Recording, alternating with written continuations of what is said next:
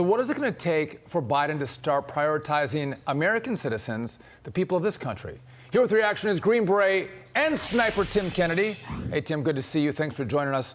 Listen, I got to tell you, I was a former member of Congress. I side with these 28 members of Congress who are saying we should have some checks and balances with the money that's going to Ukraine, and it shouldn't just be endless funding.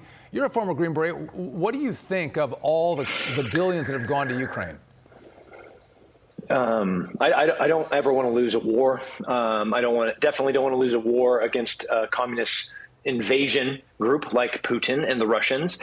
But the idea that we're going to prioritize any other country above our own, it just seems insulting and un-American.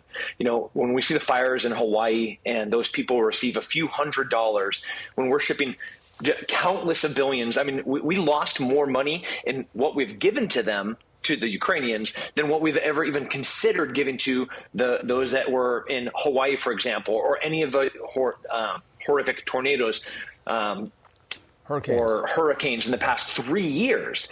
It's a slap in the face of every taxpayer. Tim, the utter insanity in all of this is that Joe Biden and his crew are actually financing both sides of this war, Russia and Ukraine.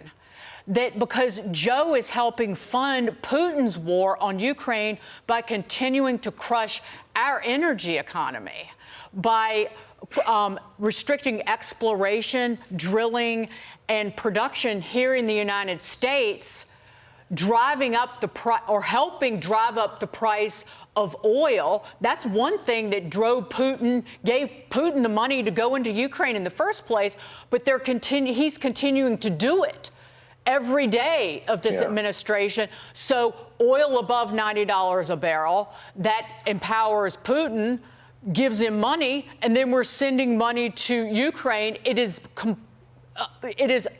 unimaginable, but our reality.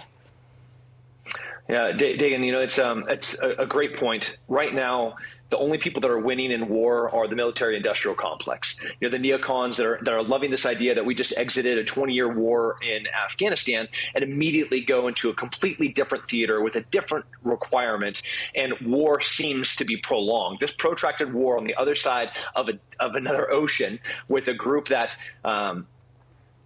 can spend like this, the Russians, when OPEC is increasing per barrel of oil and the Russians are just cashing in, they can fight like this forever.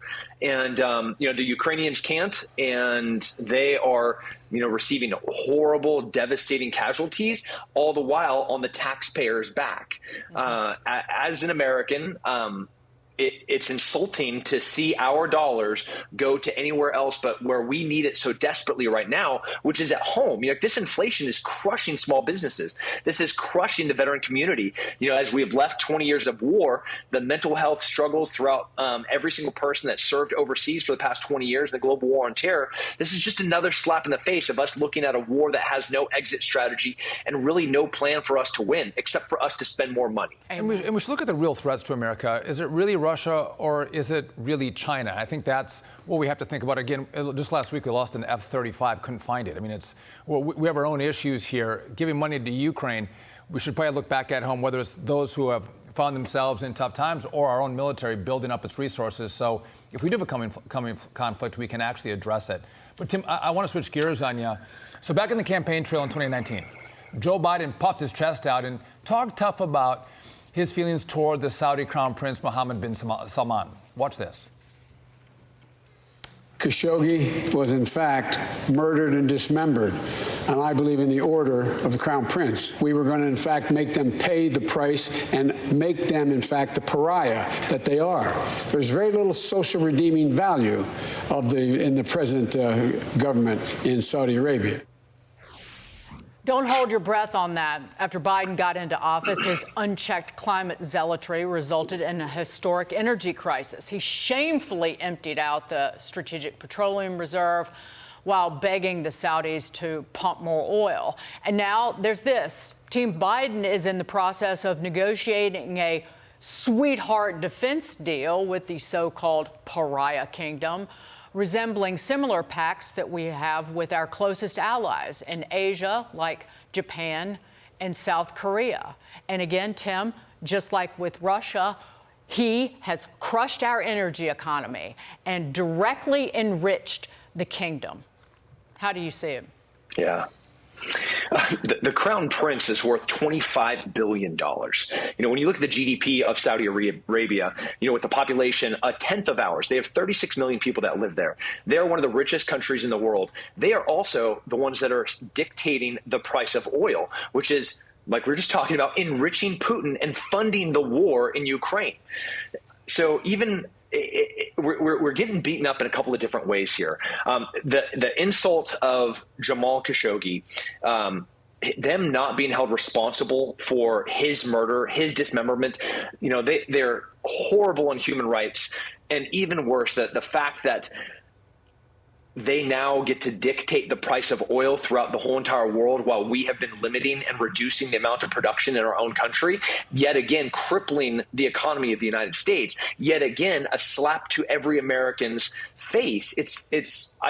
I understand it's a complex world in the Middle East right now, and I don't think that it's mutually exclusive for us to figure out a way to work with the Saudis, because maybe they are the best of all of the worsts over there. Are we shipping over $6 billion to Iran for 5 American citizens? Yes. But are we doing that with Saudi Arabia? No. So it's hard, it's complex, but what we have to do is definitely hold them accountable for what they need to be doing to be working with us and our allies, which we are not doing. We're just giving them more money and giving them more power. It's insanity. Tim Kennedy, thanks for joining us on The Bottom Line, and thank you for your service to America and our military. We appreciate it. Thanks, Sean.